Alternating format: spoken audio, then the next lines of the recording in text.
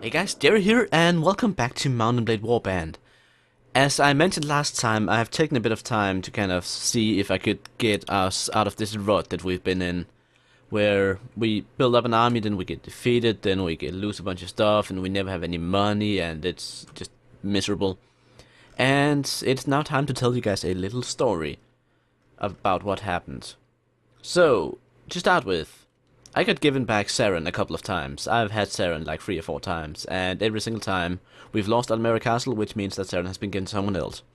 Then, at one point, the Sultan decided instead to give me this little village here, Midnoon, whatever. But Caravans Castle also has the tendency to switch sides, at least in this game. So the Kurgits took it back, and I lost Midnoon. Then, after a period where the Serenade Sultanate was in a really bad position, like we lost Emerald, we lost Halmar Castle here, we finally managed to, take back what was ours and even expand a bit. So we've taken Halmar Castle again, we've taken Halmar, and we have not lost that much of our own stuff. We only have Caravans Castle, really. That's not really, that's kind of been holding out. But since I'd lost Saren 4 times and Midnoon 1 or 2 times, the Sultan apparently decided to have mercy on me, and he gave me Halmar. So I am actually the Lord of Halmar. Your own banner flies over the town gates. Now Halmar is it's a big town, it's a proper town, a real town with a garrison. And unlike the vanilla game, which I have not played on the channel, so you guys don't know, but I'm just telling it here for posterity's sake.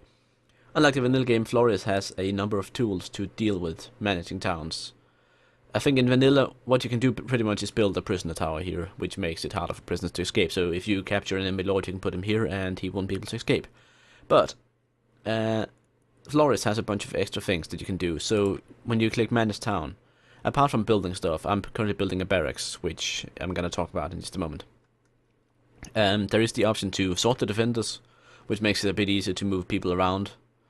So you can choose who to defend first. I need to do that properly. Like I need to get these. I need like some of these horses. I need to move up to the top.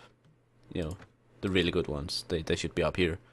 Whereas stuff like these I choose here should be at the bottom. Stuff like that. But it also has the option to recruit some troops. Basically, what this does is that you click this button a couple of times, so it says now you can recruit it 2 times, and then your town will actually generate some random soldiers of your faction.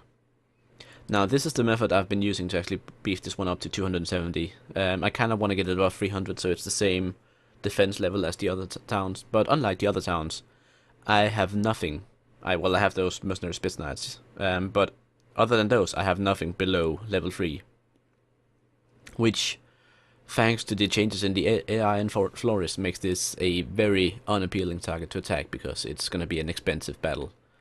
So I try to keep a bunch of good troops in here to discourage people from even attacking it, so I can keep it. Because Halmar and towns in general, they give a lot of money.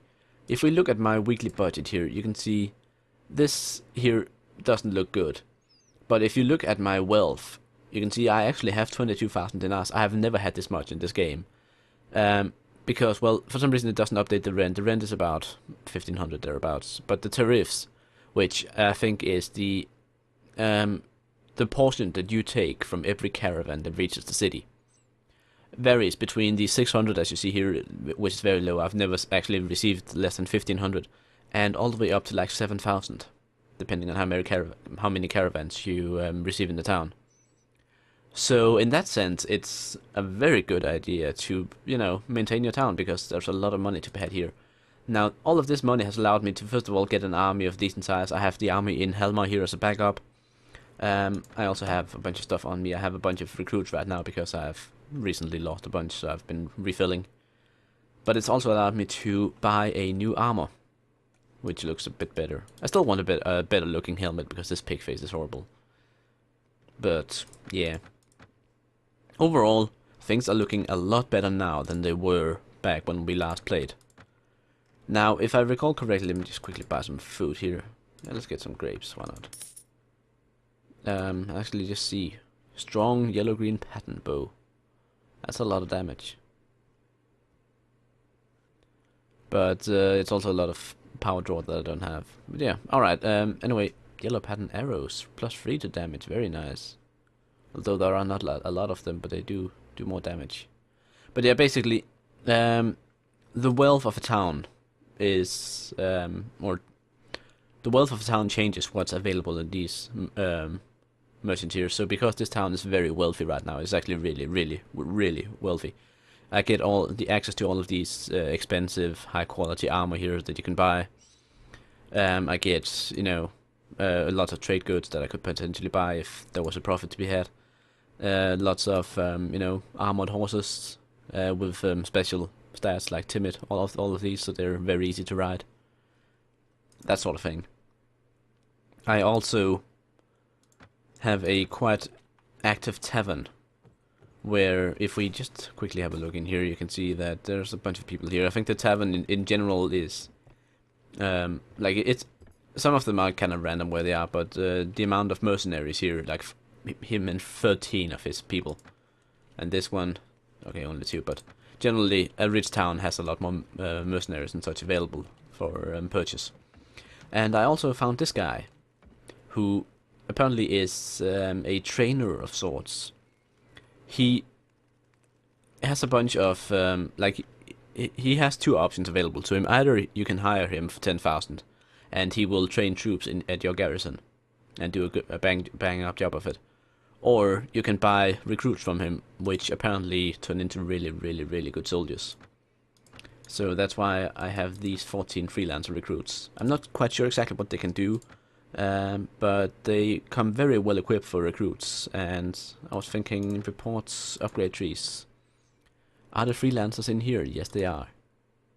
Alright, so you can see, okay, they top up at C6. But then again, a C6 freelancer here has skills equivalent to the C7s of other things. Iron-plated charger, great lance. Yeah, these guys are fully comparable to C7s of others. So basically, I think what's happening when you get the freelancers is that they're basically a level higher than everyone else that you could imagine. Plus, they have names that are easy to understand. So there's the archers, the cavalry, which again goes out into knights or horse archers, and you have the melee guys. So swordmaster or spearmaster. And swordmaster, of course, using well both one and two-handed weapons. With the spearmasters, of course, having a big spear for, you know, taking down horses charging against them. So overall, pretty powerful looking stuff. I like him. But yeah, I think that's pretty much the end of the storytelling. I currently only have the quest to attend a tournament, which I'm not gonna do. And other than that, I think we're at war with the Kirkits. Yes. Known lord, no. Sovereign relations. Yeah, we're at war with the Kirkits, and that's it.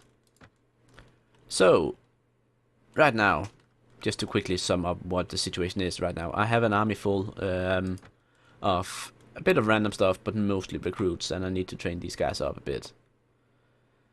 I was kind of hoping that the Marshal will start a campaign soon, but at the same time, I didn't want to play much more, because at this point in time, I really wanted to show you guys what the situation is right now.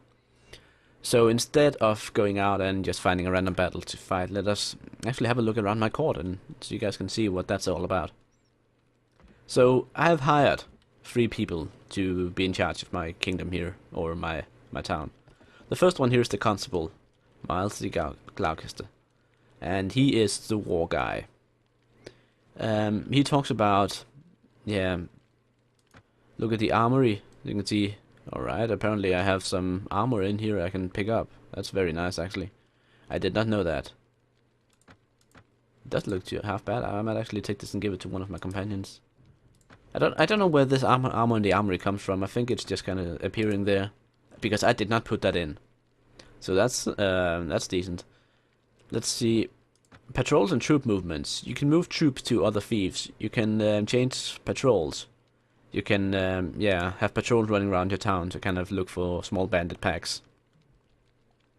You can talk about recruits and training, and basically, if I put recruits in Halmar. Like if I bring a bunch of recruits from the Serenade Sultanate, he will train them up and upgrade them. And you can also have the whole recruiting new soldiers here. So basically, yeah, you will send someone to visit villages, recruit population to forces. After you escalate the demand, you order to return to the castle and put the recruits into garrison. So 4 towns. Let's recruit some Serenade troops. Let's say, okay, 20 dinars for each recruit, 10 dinars for the recruiter. Let's get 20 Serenade peasants, yes. Now, that cost me 410, so 20 for each of the recruits and 10 for the recruiters to go out and get them. And then this guy will train them up to become at least I2s. So they're not just recruits, but actually have a bit of skill. Now, if I can jump on my table here and talk to the Chamberlain, he is the money guy. So he allows me to inspect the treasury, and I can see I have 21,494 dinars in the treasury. Whenever I get payment for the town, it goes directly into the treasury rather than my personal stash on me. So if I want to go and buy something, I need to go here and withdraw money, pretty much. But he takes care of my money and makes sure that I can't lose them, like if I get attacked or anything. So I can get a status report about the tax here. The prosperous town of Halmar is bustling with activity. The population is indifferent to me. Troop wages cost us 2,315 dinars, blah blah blah blah, and expecting blah blah blah blah, because, well, it hasn't been updated. But it's profitable, don't worry about that. So you can manage fief improvements here, you can build, but we're currently building barracks here, so we can't do that. But I can do this for other fiefs I own as well from here without actually visiting them.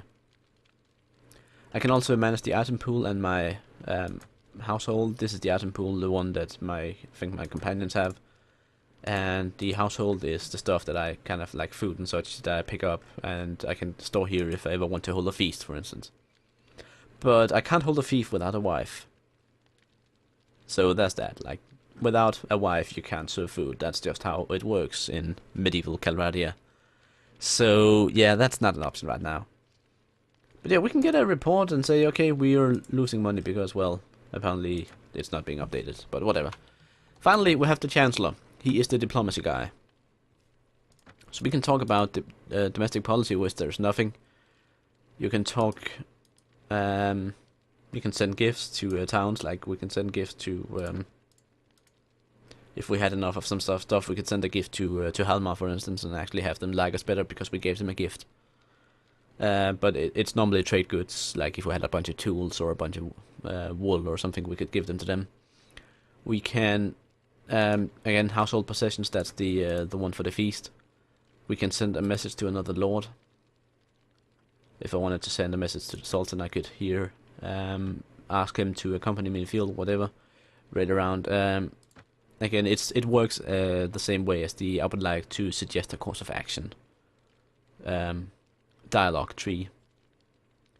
And then yeah, you can ask him about the lords and such stuff. He's not the most useful guy, but he's I'm looking forward to finding out what good he actually does. And then finally we have a couple of barrels of you know, something. And up here we have a chest. Now this chest, I can, and hold down the right mouse button, then you can deposit or withdraw money from the chest. Alright. And I can open it and it'll give me access to my household possessions. I don't really want to deposit money in the chest. It's fine to have them in the treasury because, well, from there they can't really be lost. And the chest, I think if I lose the town, I might lose the chest as well. Not quite sure. I'll get back to you on that one. If it ever happens. I don't know if it will happen. Again, I'm doing my best to keep this town. I don't want to lose it. Finally, there is... I think there's much more, actually. There are the landlords, of course, which, you know, I can buy some land. I have a bit of land in the town, not a lot. But again, it's just a way to get a bit more money whenever you're visiting, if you have a bunch of spare cash. I don't. So, we can meet the guildmaster. This guy, as you've seen before. Basically, this guy wants to track down some desert bandits, but I know for a fact that all of these desert bandits that are here are actually part of the desert bandit lords following. And they are absolute bitches. But yeah, alright, so you can see there's the recruiter. And he's heading off to the Serenade Sultanate to pick up 20 troops. And he'll bring them back, and then I'll get a message once they've been trained. And they will then be part of the garrison. It works very well, actually, in Floris compared to the vanilla game, where you have to train and do the garrison yourself. So right now, right here we have some desert bandits, 41 of them, 7 of the black coated horsemen. I hate the black coated horsemen. I really do. They're horrible, horrible people. Which one of these guys are the best fighter? Borgia doesn't even have a horse. I think actually Catherine might be the best fighter. Yeah, she's pretty decent. She's also quite valuable to me because she is actually the one with the inventory management and trade skills, so she's really good at picking up stuff and selling it in towns. So I wanted to... Let me see your equipment here. She has the Red Raider Hawkbook. That's not really that good. I'm gonna give her this. And I'm gonna give her some... No, she has pretty good boots, actually. Pretty good booties. She has a pole armor swords. I kinda wish she had a lance instead, but I don't have an extra lance to give her. Yeah, let's just give her the new armor then. That'll keep her a bit more protected. Then let's talk to Jeremus, I think, and see. Equipment. Let me see your equipment. He has a crude red. Hawkbook, yeah. He also doesn't have the best. But he doesn't have the strength either to use this. Alright. He's not strong enough. Alright. Well, then try someone else. How about Borgia? You're a strong man. Yeah, you can use it, I guess. There I go. My old armor. Again, just trying to keep my guys here a bit more protected. He could really also use a better shield. I'm gonna give him this one. No? Requires shield 3. Ah. He doesn't have shield 3. Does he have shield 2? No, he doesn't. So that's why. Can he even use any horses? Yes, he can. Alright, well, is he also part of cavalry? Yes, he is. Excellent. I'll have one more of these followers here. Like, I think I keep them... I should be keeping them all in the cavalry group, because then they kind of act as my personal escort. And even though they're not that great at anything like fighting yet, they're still it's still pretty decent to have a bit of cavalry following me around. All right, so there's been a lot of talking, a lot of dialogue trees. There's been a lot of you know, charts and graphs and such, and I think we need to do something else in this. So let me just quickly upgrade my troops as much as I can. Let's see, I've decided to upgrade them this way. That's actually not a lot of experience these guys got. But I have these freelancer recruits here. I don't know exactly what I want to do with them. I think I want to get some good infantry. I can also go do half and half. Yeah, I'll do half and half. Oh, I got a bit. He grew a beard in order to become an archer. Very well, very well. Good sir. So let's hunt down these desert bandits that are here. That's because I'm tired of seeing so many of them around. If we can do anything to thin their numbers. Or potentially find out where they're hiding. Like, pretty much, a bandit hero can only spawn if there is a hideout. And these hideouts are absolutely horrible things. So let's get my infantry in front and then let them form ranks. And hopefully...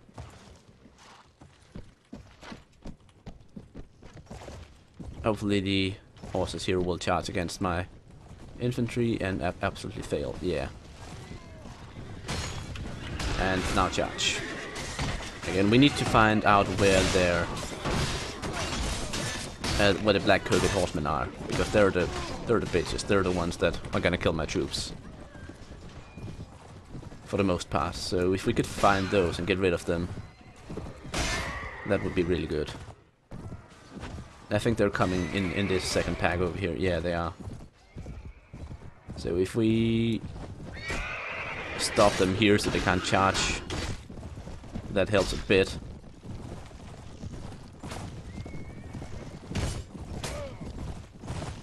And just shoot some arrows at them while riding. That's It's gonna hurt a bit, because apparently they are faster than my horse, because my horse is really damaged. Ow. Ow. Alright.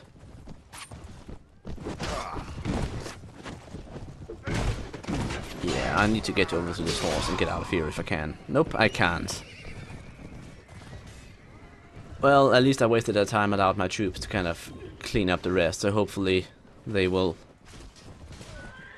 Well, at the moment my poor cavalry units here are kind of out in the middle of nowhere against the Black Crooked Horsemen. Like, those guys, I really wish I knew exactly how powerful they are. I know they're insanely powerful, like that armor there. That's plate. That's some of the best armor you can get. Their horses are really heavy charge, heavy horses without armor. And they just wreck these poor troops, like these poor recruits. Even the I5s are just falling like flies toward them. There are some of these bandit packs which have like 40 of these Black Crooked Horsemen. This one had 7 or 9, I think, like pretty much none. And they're absolutely wrecking my guys. It's really quite ridiculous just how powerful they are. But yeah, I think we're gonna win this battle just by pure numbers. We're losing quite a few troops, but most of them are being knocked unconscious, meaning that we can revive them. Jeremus in particular is a really good surgeon, so he'll get them back on their feet. But yeah, these Black Crooked Horsemen, I really hate their guts. Like, they are by far the worst bandits there are in the game, and you really don't want to meet them if you can avoid it. So ridiculous. But then again, any recruit who does survive this battle will have a quite the story to tell his grandchildren, and he will most likely be able to get a promotion. Like, just knocking on one of those damn Black Crooked guys will give them enough experience to like rank up. But yeah, I bloody hate those guys. So ridiculously powerful. So let's see here, I lost 12 troops. A bit of everything. Like, I have the most mixed army right now, it's ridiculous. Managed to wound 2 of them so we can keep them captive.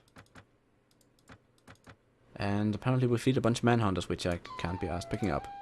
So a balanced desert lance. It's kind of a short lance, but it's also a quicker one. I'll pick it up just, you know. And this is actually quite interesting here. This is a cracked Amazon bow. The Amazon bow, as you can see, it does damage 27p, meaning that it's piercing damage. But it only needs power draw 4, whereas this one needs power draw 5, meaning that it's slower for me because I only have power draw 5. So this one, I could draw faster and it would still do piercing damage rather than the cutting damage that the Crooked bow here does. So it's sort of a midway between, it doesn't do as much damage as this one, but it does do piercing damage, meaning it will do more. Anyone else want to upgrade? Nope. So yeah, those Black Crooked guys, and as you can see here, just to show you guys exactly how ridiculous it is. Jabba's party here, he's the bandit leader, 36 Black Crooked Horsemen. Just this random guy here, 24. Here, 25. Over here, we... only 2. Oh, here, 78. There are so many of these Black Crooked Horsemen. I have no clue how they even appear. They just spawn. And as you can see, there are 20 parties there, or 12 or something like that. Can we just pause and count them, really? 1, 2, 3, 4, 5, 6, 7, 8, 9, 10, 11, 12, 13 parties. All of them with pretty much just Black Crooked Horsemen, except for these ones in the lead. Like, the faster ones don't have them as much. But considering that we just got our ass kicked by 7 of them, I think it's time that we leave.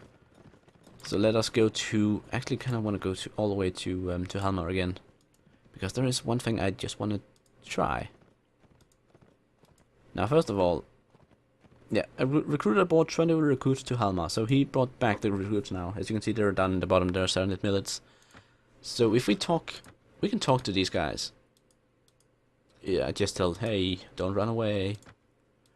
But we also have the recruit. These 2 Black Crooked Horsemen offered to join my party if I free them. So I just did that. Now, these probably have insanely low wages, but I really just wanted to talk to them because this would allow me to see exactly how good they are. Now, 13 strength, like these stats are not really that great, but over here, Iron Flash 5, that's decent enough. Power Strike 4, 10 riding, decent enough. Shield 5, that means a lot. That means that their shields are really difficult to get through. Weapon proficiency 200 in everything. That's the insane part, because that means they swing so damn fast. Like, I don't have 200 enough in anything. Meaning that these can swing every single weapon in the game faster than I can. Let's see about the equipment then. So they have saddle horses, not that great actually, pretty shitty horses, but they have Imperial plate armor, which is better than mine. They have Gothic lances, which are some of the best stuff. Iron gauntlets, Black Crusader helmets, dragon greaves. They have pretty much the best armor you can obtain in the game. They have this insane mace here, which looks absolutely horrifying. They have four-handed greatsword. I actually have one of these. Masterwork four-handed greatsword even. They have, great axes, bonus against shield, battle axes, bonus against shield. They have arrows, they have, like, these guys, they are the jack of all trades. Like, if you were to design one single troop that could kick everyone's ass, these would be it. They're cavalry, they're archers, they're infantry, they have everything they could ever need to fight, and they're just so damn strong. It's ridiculous. If there were one troop, I could just pick one troop, just one, and have an entire army made of them. It would be these guys, because they are so damn badass.